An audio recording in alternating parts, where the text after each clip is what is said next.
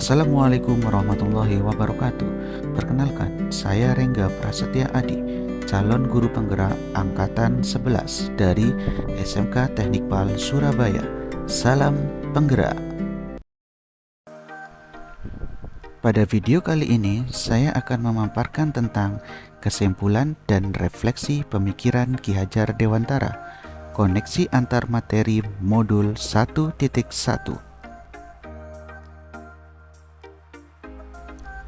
Refleksi antar koneksi modul 1.1 tentang pemikiran filosofis Ki Hajar Dewantara dalam refleksi pendidikan di abad 21. Menyatukan visi dalam mewujudkan tujuan pendidikan nasional menuju profil pelajar Pancasila. Pendidikan di zaman kolonial, pendidikan hanya bertujuan untuk calon pegawai yang digunakan untuk memenuhi kebutuhan bangsa Belanda, serta sebagai alat untuk mencetak tenaga kerja yang murah dan hanya bersifat materialistis dengan hanya mengajarkan menulis, membaca, dan berhitung tanpa memperhatikan karakter. Pendidikan di zaman kolonial itulah yang memacu semangat Ki Hajar Dewantara untuk mengembangkan dunia pendidikan sebagai semangat untuk memerdekakan masyarakat. Lantas, apakah sudah merdeka pendidikan itu? Pendidikan adalah tempat persemaian segala benih-benih kebudayaan yang hidup dalam masyarakat kebangsaan. Pendidikan dan kebudayaan adalah satu kesatuan. Untuk mewujudkan peradaban yang kita impi-impikan, pendidikan adalah pondasi. Dengan kata lain, pekerjaan yang kita lakukan bukan hanya untuk anak bersekolah, kemudian mendapatkan nilai yang baik, tapi pekerjaan untuk membentuk peradaban menjadi peran penting antara pendidikan dan kebudayaan. Berikutnya, inti dari filsafat pendidikan menurut Ki Hajar Dewantara adalah perubahan, dan kebudayaan itu dinamis, tidak boleh statis. Analoginya adalah laksana tata surya, selalu bergerak, tidak pernah berhenti dari waktu ke waktu, dan tidak pernah statis. Maka kebudayaan tidak boleh statis, harus terus bergerak. Dalam upaya memelihara kebudayaan, harus terus bergerak sesuai dengan kodrat alam dan kodrat zamannya. Dalam memelihara kebudayaan, itu harus berubah, seperti tata surya yang terus berputar, yang harus disesuaikan dengan kodrat alam dan zamannya. Pendidikan pun juga harus terus berubah, menyesuaikan tuntutan zamannya, yang akan berputar pada satu sumbu yang sama. Dan menurut Ki Hajar Dewantara, sumbu yang sama itu adalah nilai-nilai kemanusiaan, dan semuanya harus menghamba pada nilai-nilai yang sama, yaitu nilai-nilai kemanusiaan. Dalam pendidikan pun, Ki Hajar Dewantara juga menyampaikan, biarkanlah anak-anak memiliki keunikan sendiri, sesuai dengan kodratnya masing-masing. Laksana tata surya yang beredar sesuai dengan kemampuannya sendiri-sendiri. Lalu, berdasarkan pemikiran Ki Hajar Dewantara, relevansi dari pemikiran-pemikiran Ki Hajar Dewantara dalam upaya transformasi pendidikan adalah tentang perubahan. Dan 3 kerangka perubahan menurut Ki Hajar Dewantara adalah sebagai berikut. Adapun 3 kerangka perubahan menurut Ki Hajar Dewantara adalah: yang pertama, kodrat keadaan. Kodrat keadaan terdiri dari kodrat alam dan juga kodrat zaman. Yang kedua, prinsip perubahan. Dan yang ketiga, asas trikon, terdiri dari kontinuitas, konvergensi, dan konsentrasi. Dalam prinsip perubahan, menurut Ki Hajar Dewantara mengenal asas trikon yang terdiri dari kontinuitas, konvergensi, dan konsentris. Kontinuitas, kita harus melakukan dialog kritis tentang sejarah dalam bergerak maju ke depan.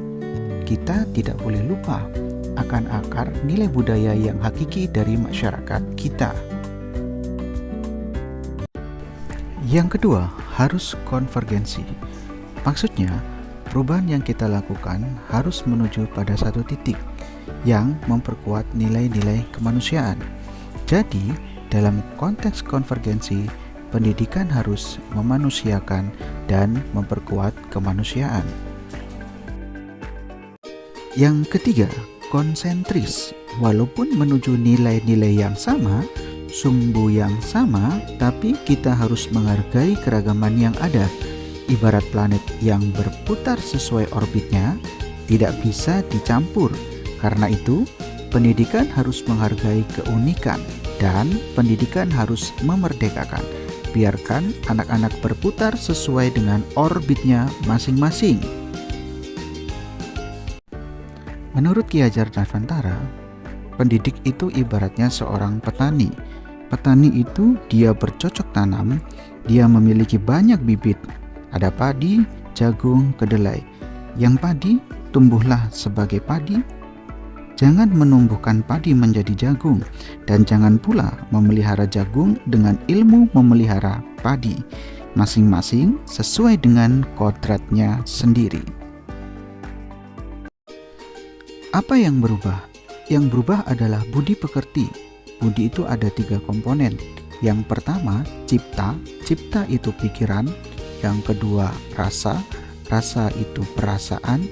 Yang ketiga, karsa. Karsa itu kemauan. Dan pekerti atau tenaga atau raga harus seimbang. Pendidikan itu harus holistik dan seimbang, tidak bisa timpang. Jika semua seimbang, menurut Ki Hajar Dewantara akan ada kesempurnaan budi pekerti yang membawa kita pada kebijaksanaan. Dengan kata lain, jika semua dilakukan secara seimbang, tumbuh kembang anak akan menghasilkan banyak insan-insan dengan kebijaksanaan. Pada akhirnya, semua disiplin ilmu harus menuju pada kebijaksanaan. Dan relevansi berikutnya dari pemikiran Ki Hajar Dewantara adalah pendidikan dan pendidik harus memandang anak dengan rasa hormat. Bagaimana pendidikan itu berpusat pada murid, murid, dan murid.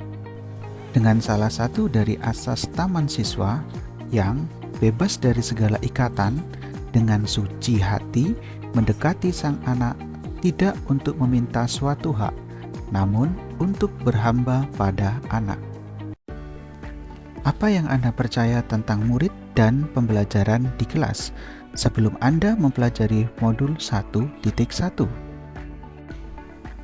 Sebelum saya mempelajari modul 1.1 tentang pemikiran Ki Hajar Dewantara, pembelajaran yang saya lakukan di kelas hanya bersifat transfer materi.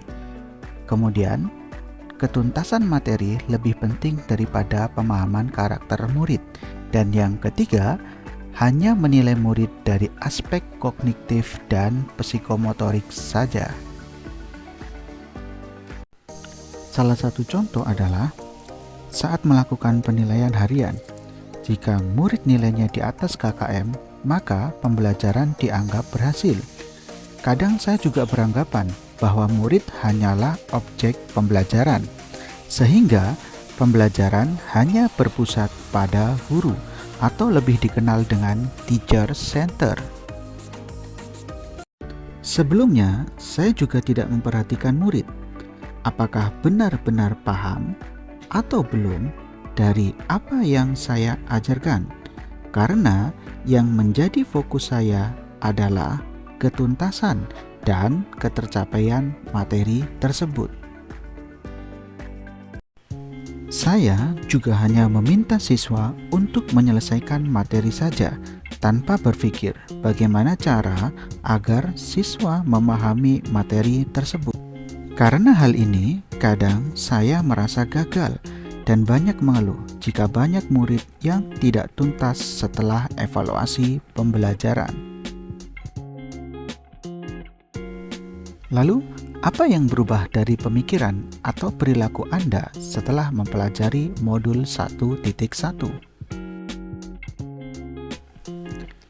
Setelah saya mempelajari modul 1.1 tentang pemikiran Ki Hajar Dewantara, saya menyadari bahwa apa yang saya lakukan selama ini tidaklah tepat.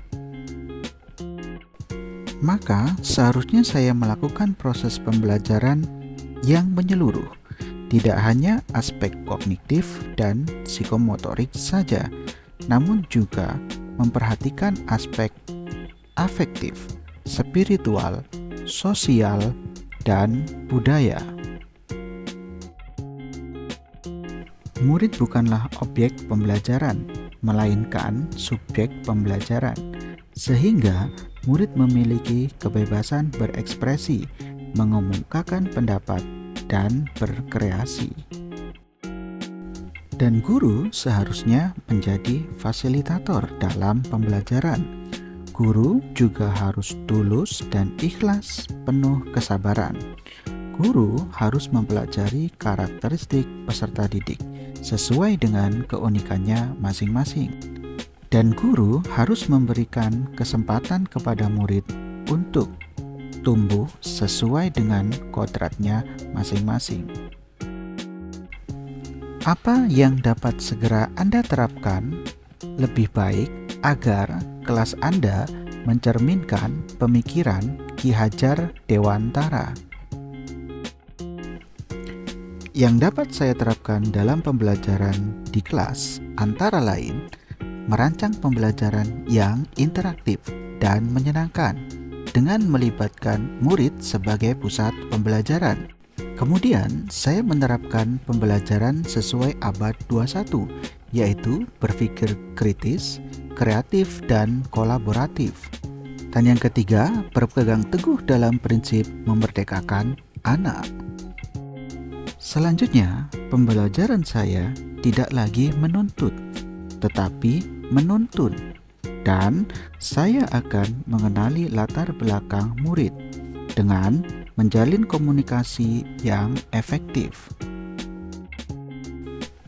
Terima kasih telah menyaksikan video saya tentang koneksi antar materi, kesimpulan, dan refleksi pada modul 1.1. Dan sebagai penutup, saya akan menyampaikan, bersyukurlah sampai kamu lupa arti kata mengeluh. Salam penggerak, bergerak, tergerak, menggerakkan. Indonesia maju. Assalamualaikum warahmatullahi wabarakatuh.